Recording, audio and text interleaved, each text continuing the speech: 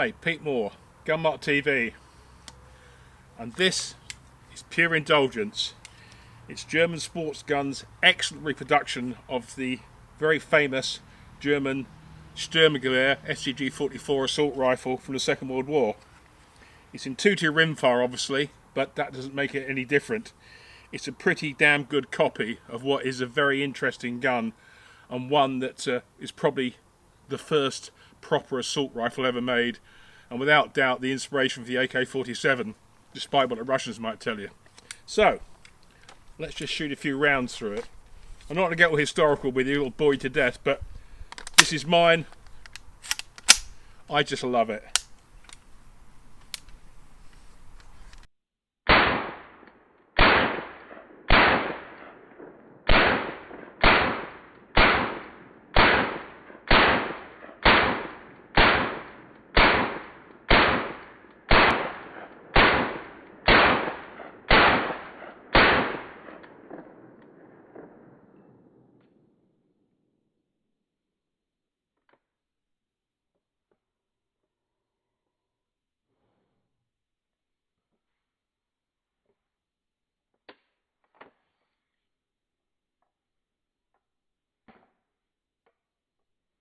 German sports gun came out of nowhere not long after the handgun ban, with their MP5 look-alike in 2.2 semi-auto, followed by an AK-47 look-alike.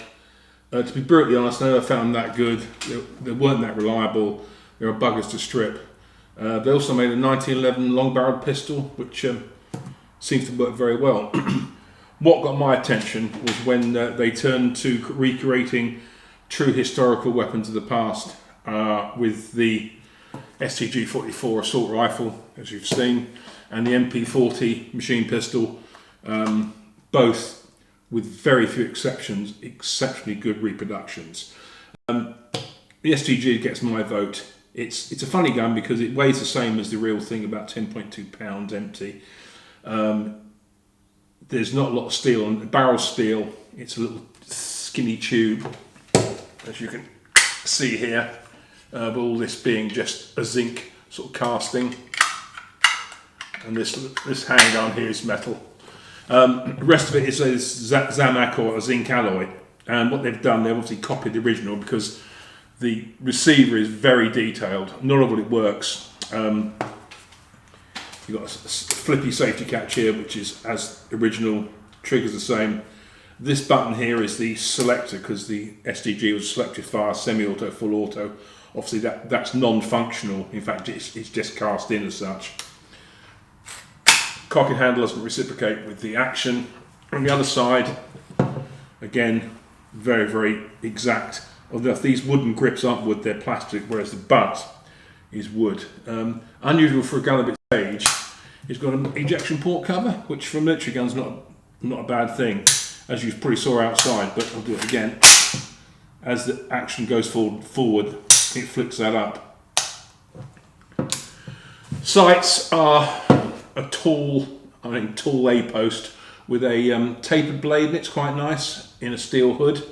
And at the rear is a tangent type U-notch. You slide this, you press in on here, slide it up, and it raises the rear U-notch. Unlike the original, GSG have incorporated a windage adjustment into it, because the original rifles didn't. They just had a straight fixed U-notch, and you got a bit of windage on the front sight, and that was it. Which I do think, though it's not original, it's hard to notice, and it does make the gun a bit more user-friendly. It's marked up to, well, it goes from 200 to what I imagine is 1,000 meters, but that's probably just copying the actual German battle sight. But this is really, 50-yard gun. Magazine release is a button here, quite nicely done. Mags are 25 round, or 24, but you get 25 in easily. Lock in, press, pull out. They do a 10-shot mag, which is a lot shorter, and that's one of the problems with this thing. It's with the mag in, as you can probably see, it's pretty tall. And you can't really mag rescue, you can get problems with stoppages, but it is a bit on the tall side. So the 10 shot is nice, though not original. They also do a scope mount for it. Sadly, not the same style as the original, which fitted onto like a rail on the side of the rear left of the receiver. What it is, the top of this sight comes off, leaving the block, and then basically it's a weaver rail. It does the job, but it's not exact, and for me this is an iron sight rifle. It is surprisingly accurate. The sight pitch is good. This wide flat rear sight, you can see a lot around it. The U-notch is quite small, and the tapered post makes positioning it at longer ranges quite easy. I mean, for a rimfire with iron sights, at 100 metres you can hit things between sort of 4 and 6 inches, you know, not a real problem once you've got it zeroed in. And most interesting is caliber 22LR HV high velocity. I found this rifle that it does rather like HV ammo. It runs on standards, and I've run a few rounds through it quite happily. This is arguably a semi-auto, which is quite old, I think, make it anymore. This is Magtech high velocity again, which gobbles that up. But what it really likes is Fiocchi ultrasonic. Again, I bought a load of this when I bought the gun off Edgar Brothers a few years ago. I bought a load of this, and that seemed to give the best operation of all.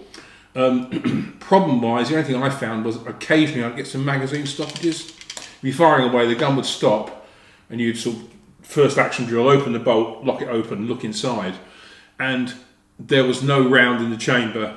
And what I found out was that occasionally, and I don't know why, the magazine platform seemed to tilt as the gun recoiled, and it allowed the bolt to run over the round. Clean the magazines, all sorts of things. It never seemed to sort of do anything, never seemed to cure it. However, it just seemed to have gone away. But I stick with these ultra high velocity stuff, which I think has got a bit more boom bang in it, and therefore it stops that tilting thing. But generally today I fired about 200 rounds for it so far, with no hiccups at all, apart from a couple of duff rounds, which isn't the fault of the gun or anything. It's just a really nice rifle. The other good thing about it is, unlike the MP5 and AK, stripping is very easy. This pin comes out, the whole butt section comes off. You can drop down the pistol grip assembly, which is called the mech assembly, and then literally you pull back on the cocking handle and the whole bolt assembly comes out.